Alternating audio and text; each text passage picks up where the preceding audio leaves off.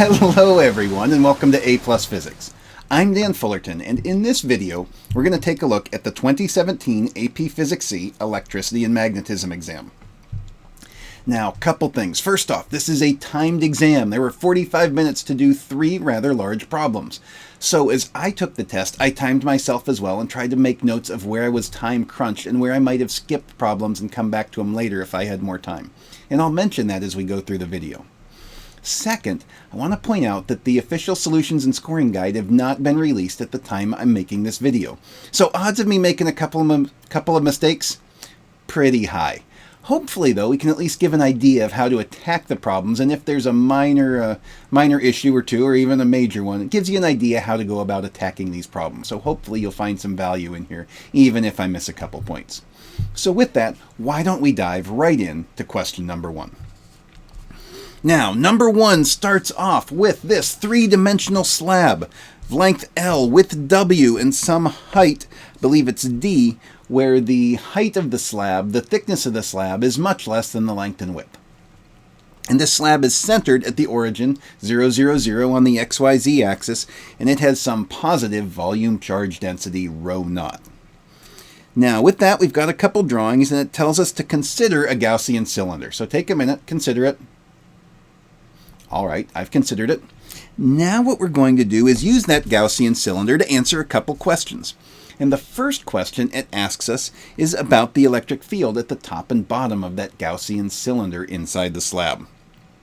So if we take a look at point R, label it R, the direction of the electric field, well, we have more positive charge below than above since this is at the top of the cylinder, so the electric field would point up. At point S, however, where you're at the bottom of the Gaussian cylinder, you have more positive charge above it than below it. So you're going to have a net electric field in the opposite direction, down. I think I'd leave it right there for problem A. I wouldn't explain anything further, doesn't talk about it. Move right on to B, because it looks like we've got a lot to do in this problem. All right, so for B1, it says use Gauss's law. Oh, yay, Gauss's law. Love Gauss's law. It's on almost every test, and hopefully you've had a lot of practice with it. Use Gauss's law to write an expression for the total flux through the Gaussian surface, and it tells us what to do it in terms of rho naught, area, height, dz, physical constants, things like that. So starting with Gauss's law says that the total electrical flux through any closed surface is going to be equal to the total enclosed charge divided by epsilon naught. Well, if we're going to put that in terms of these constants and variables that it wants, all we have to do is recognize that Q enclosed, the total enclosed charge, is the volume charge density times the volume, the cross-sectional area times the height. And with that, I think we've answered B1. Let's move right on to B2. A little more involved.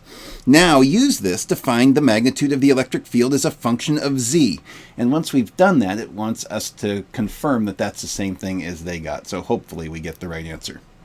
Well, now let's just apply Gauss's law in a little bit more detail. Total flux is the integral over the closed surface of E dot dA, which is the total enclosed charge divided by epsilon naught.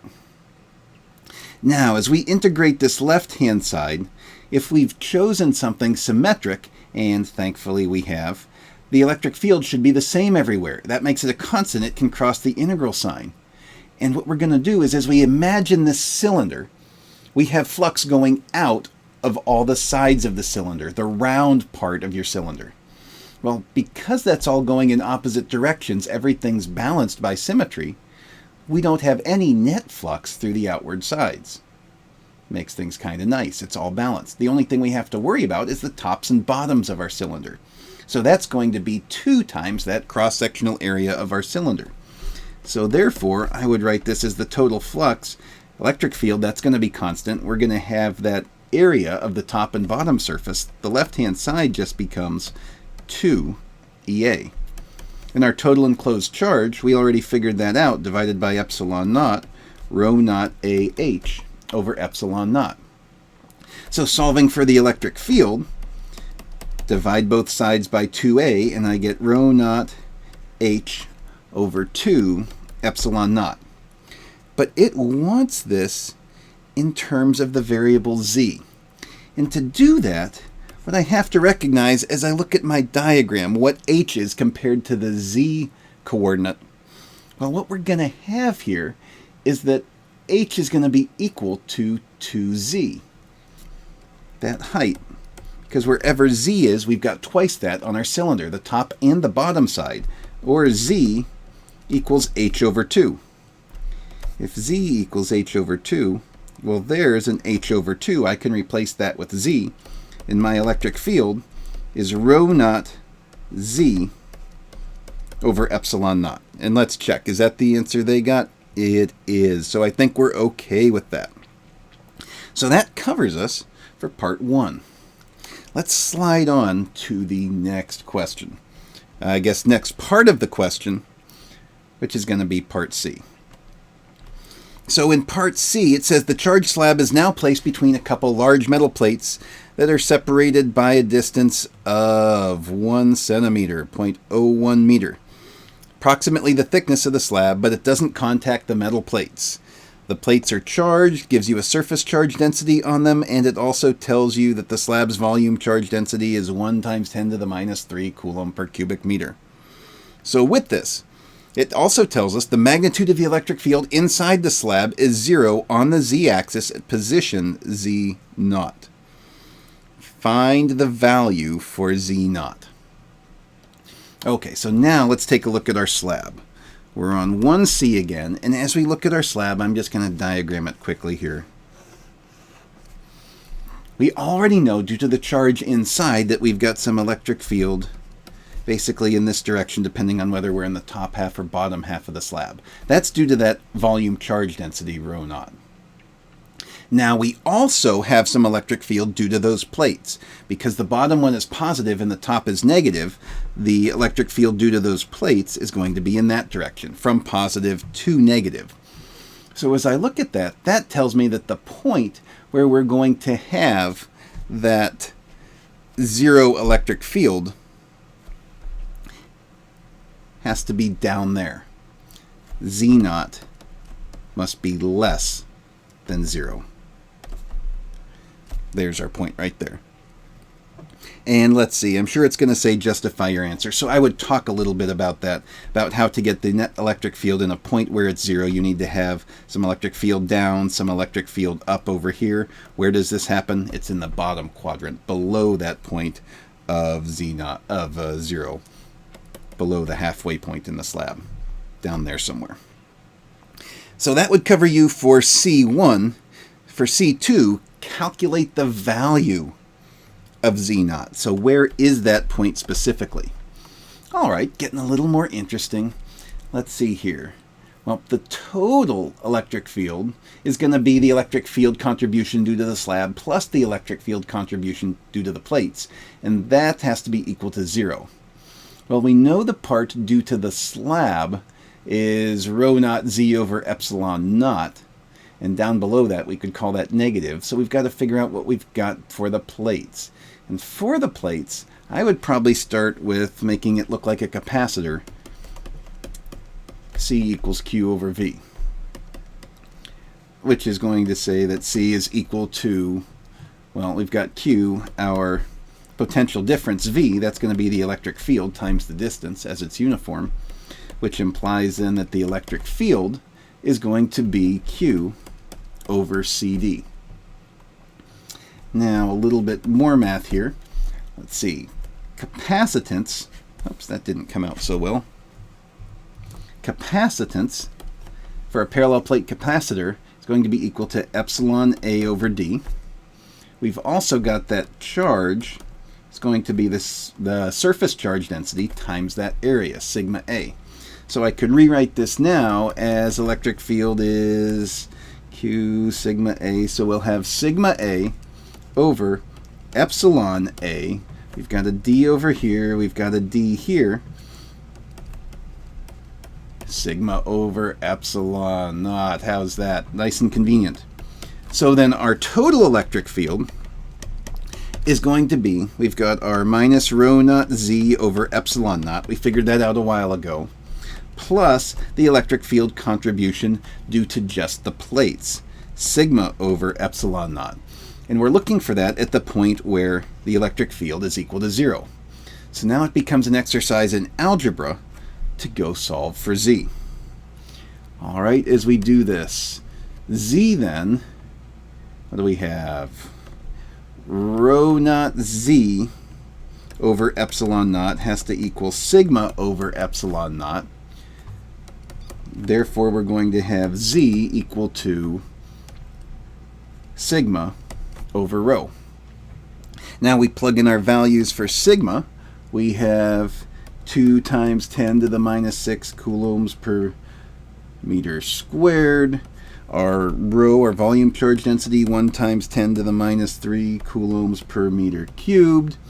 And come up with, well, that's going to be negative 0.002 meters, or minus 2 millimeters.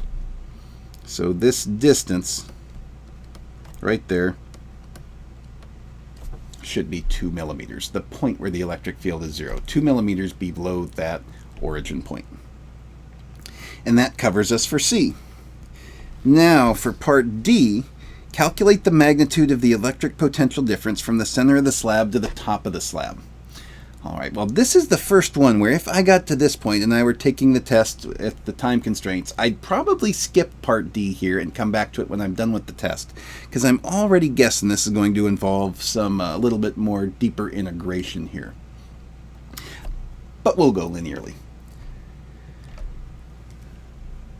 Let's see, get ourselves to the next page. And looking at part D, let's see what we have here. We have to find our electric field due to the plates and due to the slab in order to find that potential. So I would look at this as the electric field due to the plates we know is sigma over epsilon naught, which was 2 times 10 to the minus 6, our surface charge density, epsilon naught, the permittivity, 8.854 times 10 to the minus 12, comes out to be in the range of 225,887 volts per meter, or newtons per coulomb. The potential across those plates then is going to be that electric field times the distance between the plates, which is that 225,887 volts per meter times the 5 millimeters, or 0.005 meters, gives you about 1129 volts, the contribution due to the plates. But we also need that contribution due to the slab. And again, this is as we're going from the center of the slab to the top of the slab, which is why this is 5 millimeters. We're only going half the distance of the slab. All right, so for the slab itself, the electric field due to our slab, we said was rho naught z over epsilon naught. And the electric field is the opposite of the derivative of the potential difference with respect to length. Therefore, dV equals rho naught z over epsilon naught dr, but our direction is going to be in the z direction, so I'm just going to write that as dz. So to find out the potential difference, let's integrate that. We'll integrate it from v equals 0 to some final value v of our differential of v has to be equal to the integral, and we'll integrate the other side from z equals 0 to z equals 0.005 meters of rho naught z over epsilon naught dz. Rho naught's a constant, epsilon naught's a constant. Those can cross the integral sign. So then we have the integral from v equals 0 to v of dv must equal rho naught over epsilon naught integral from z equals 0 to 0.005 meters of z dz. That I know how to integrate. Integral of z dz is just going to be z squared over 2. So that's going to be rho naught over epsilon naught z squared over 2 evaluated from 0 to 0.005, which works out to be about 14 12 volts. And the integral of dV from V equals 0 to V is just going to be your potential difference. So we've got 1412 volts from the slab, 1129 volts from our plates. Just add those together to find our total voltage, which would be 1129 plus 1412 volts, and I come out with something pretty darn close to 2540 volts, or 2.54 kilovolts. I think that's actually 2541 if I get a little picky. So I would just go that quick as right through it because we've got a long test here to take. And that puts us in pretty good shape, I think, for number 1. Let's take a quick break and we'll come back and take a look at number 2. All right, and we are back with part 2. Okay, now we've got, looks like a little parallel circuit, sort of parallel circuit, with a voltage source, a capacitor, and 2 resistors. It says an ideal battery voltage V0 connected to a capacitor C0 and resistors R1 and R2, and R1 is greater than R2. The switch S is open and the capacitor is initially uncharged. If the switch is closed at time t equals 0, sketch the charge on the capacitor as a function of time t. Label intercepts, asymptotes, things like that. So let's make ourselves a little axis here.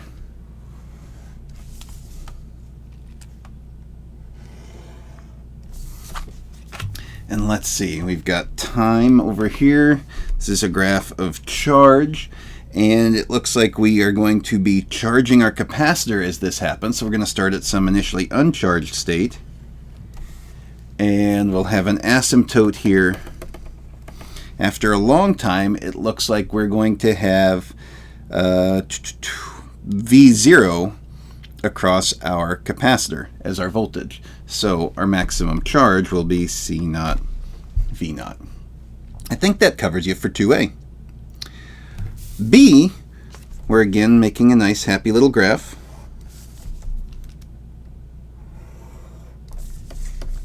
But this time we are plotting current. Which current are we plotting here? A couple of them. Sketch the current I through each resistor as a function of time t. Label the two curves I1 and I2, which is the current through resistor R1 and R2.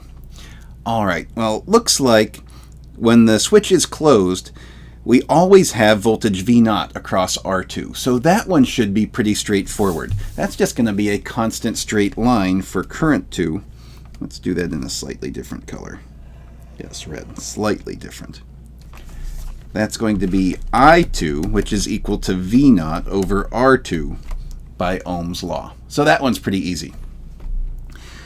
For current 1, though, initially we're going to have no charge on our capacitor, but that's going to build up till we have the entire voltage of the battery across the capacitor. So it's going to start at a maximum current and go down to 0 current.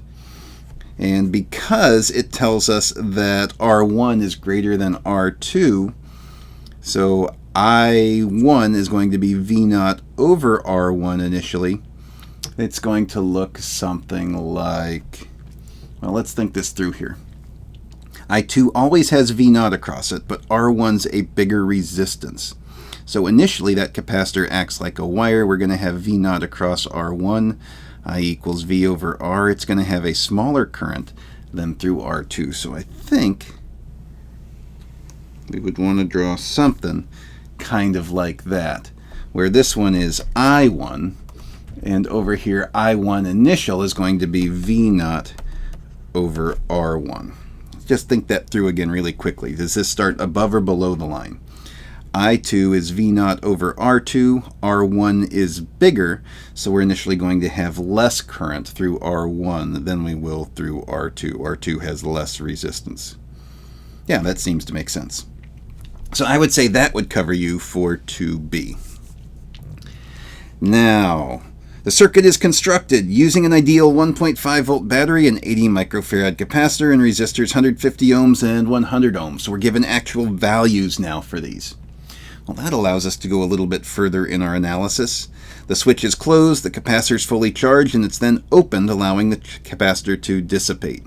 So when it's completely opened after it has been charged, what our circuit's actually going to look like is we've got our capacitor C0.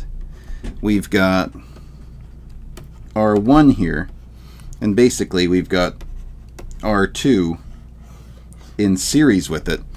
If I go redraw that circuit while switch S is open, that's effectively what we have going on here. So then, part C, the time it takes to charge the capacitor to 50% of its maximum charge is delta Tc. The time it takes for the capacitor to discharge to 50% is delta Td, so time to charge, time to discharge. Which of those time intervals is bigger? Well, let's take a look here. When we're discharging, our time constant, tau, for an RC circuit is just RC. Our effective resistance is going to be 250 ohms, the equivalent resistance of those two in series, times our capacitance, 80 microfarads, or about 0.012 seconds. Now, when it's charging, that's a little bit different story, because effectively we don't have to worry about R2 in that circuit because our voltage is held by that voltage source. So at that point, our effective resistance for our time delay in our circuit only depends on R1. So when we're charging, tau is still RC, but R is going to be 150 ohms times 80 microfarads. Or in this case, I think I did that wrong. This is 0.012 seconds. Up here, this one is 0.02 seconds. I didn't read my notes very well. Therefore, the time delay to charge, 0.012, is less than the time to discharge. The time to discharge, tau discharge, is greater than tau to charge. Therefore, delta Tc is going to be less than delta Td. And explain our answer? I think we just did, since the time constant RC is greater for the discharge condition, which we've explained as we walked through here. And I'd probably put an extra sentence around it or two as I was writing my answer, just to make sure you get all the possible points there. All right, so that covers us for C. Let's move on to part D. Calculate the current through resistor 2 immediately after the switch is opened. Okay, immediately after the switch is opened, the capacitor has V0 across it. So it's acting like a voltage source for the series circuit with the equivalent resistance of 250 ohms. So our current right there through that R2 at that time 0 immediately after that is opened is just going to be V0 over R equivalent, or 1.5 volts, over 250 ohms, which is about 0.006 amps, or 6 milliamps. Now for part D2, though, is the current through resistor R2 increasing, decreasing, or constant after the switch is opened?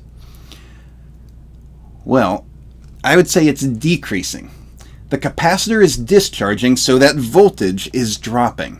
As that voltage drops, I equals V over R is dropping, since our voltage is getting smaller, but that R is staying constant. So, decreasing. And justify your answer with a sentence or two around that.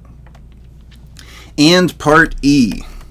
Calculate the energy stored in the capacitor immediately after the switch is opened. Well, the potential energy stored in the capacitor, 1/2 CV squared, is 1/2 times our 80 microfarad capacitor times the voltage stored in it, squared, 1.5 volts squared, or about 90 microjoules, 0.00009 joules. Or finally, calculate the energy dissipated by resistor R1 as the capacitor completely discharges. Well, for that, what I'd recognize is R1 over the total resistance is 150 ohms over 250 ohms, or 3/5, 60%. Therefore, 60% of the energy dissipated by R1 is, or 60%, 3/5 of the energy that's dissipated is dissipated by R1. So that's just going to be 3/5 of our 90 microjoules, or 54 microjoules. And that should cover you for number 2. Let's take a quick break. We'll get to our final problem. All right, and on to problem 3, our magnetism solenoid question, which is very similar to a lab a lot of folks do, oftentimes with a slinky for the solenoid. So hopefully this looks familiar, maybe something pretty similar to what you've done in class. But let's take a look here. Studying Ampere's law, students collect data from the magnetic field of different solenoids to determine the magnetic permeability of free space. How nice. The solenoids are created by wrapping wire around a hollow plastic tube, the length L, and turns of wire. Multimeter is used as an ammeter to measure the current I. On the figure above, draw wire connections between solenoid, power supply, resistor, and multimeter that will complete the circuit and allow students to measure the magnitude of the current through the solenoid. All right, well, let's see. I'm going to draw this in symbols as opposed to all the details we've got here. But let's see, we've got a power supply in the upper right. It's got a positive and a negative. They've got the positive to the left. So there's our power supply. Over here we've got a solenoid. I won't put the symbol for a solenoid, we'll just draw it. The wires coming up and over.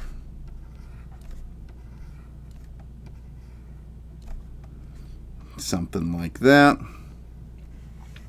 We've got a resistor. And we've got a multimeter, which we're using as an ammeter. How would I connect all this up? Well, I'd take the positive side of the power supply. We'll run it to one end of the multimeter. We'll take the negative supply of our power supply, run it to one end of our solenoid. And now we've got a series circuit. And as I've drawn it, current is going to be running in this direction. So I think that covers A1. What will be the direction of the magnetic field inside the solenoid? Well, as I've drawn it, following the right-hand rule, I wrap the fingers of my right hand around the coil in the same direction the wire is going. So wrapping in the direction current flows. And as I do that with my right hand, from my perspective, as I do that, my thumb points to the right. So I would state that the magnetic field is going to be going to the right as I've drawn it. If you wired up your circuit differently, you could very easily have the opposite answer and to the left. You just have to follow the right-hand rule there. Then we're talking about a rectangle. Represents the solenoid. A, B, and C are along the central axis, B in the middle, D is directly above. Where would you place a magnetic field probe to best measure the strength of the magnetic field? Well, if it were me, I'm going to place it right in the middle at B. You get the least edge effects and therefore the most uniform magnetic field. And we're looking inside the solenoid is where we're getting that maximum magnetic field. So that covers us for A3, I think. Now we get a little bit more involved, it looks like. We have the two different solenoids. It's telling us the number of turns and their length. And then we've got this graph, the magnetic field strength that we measure versus the number of turns per length times the current on the x-axis. Which solenoid's best fit line would give the best results for determining a value for the magnetic permeability of free space mu naught? Well, looks to me like that would definitely be solenoid 1. Solenoid 1 has denser windings and a longer length, so you're going to get a stronger field and fewer edge effects. So non-uniformities for a greater, less non-uniformities, so you'll get a greater signal-to-noise ratio, a cleaner signal. So I would use number 1.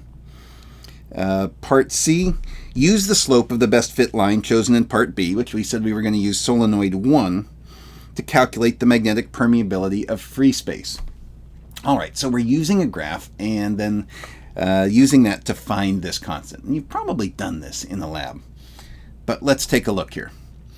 What we have is the magnetic field strength B equals mu naught Ni, where N is the number of turns per unit length. So this is capital N over L. So I could write this as B equals mu naught capital N, total number of turns, times current per unit length.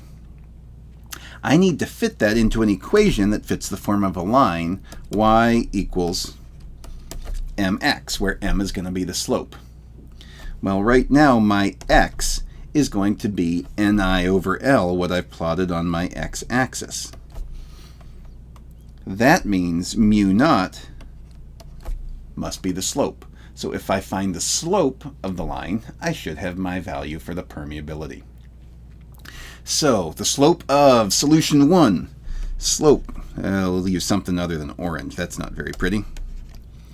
Let's go with that. Slope is rise over run. Now what I'm going to do is I'm going to pick 2 points from that line.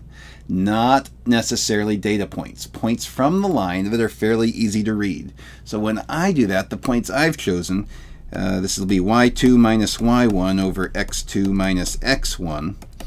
Come up with, what's that, 10 times 10 to the minus 5. Tesla minus 4 times 10 to the minus 5 over my x points, which is 76 amps per meter, minus 24 amps per meter. It's at 6 times 10 to the minus 5 Tesla, 76 minus 24, 52,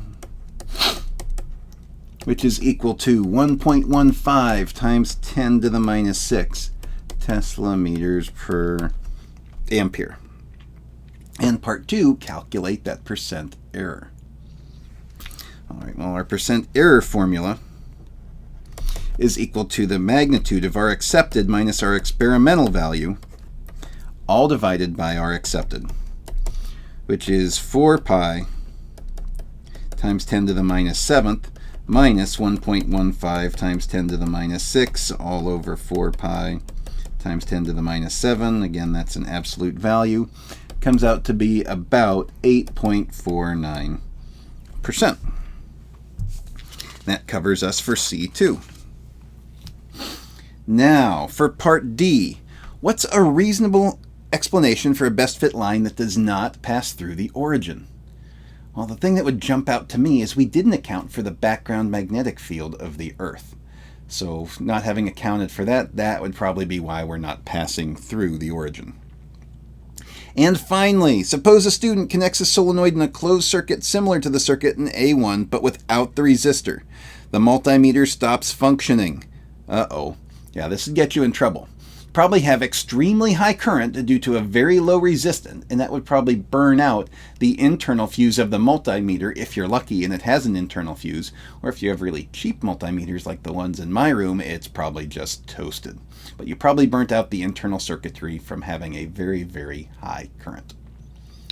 At this point in the exam, I would probably jump back with any remaining time and look at the end of problem 1 and start working on that potential. But we've already done that here in this video. So hopefully that at least gives you a feel for how to attack these problems. Thanks so much for your time, everyone, and make it a great day.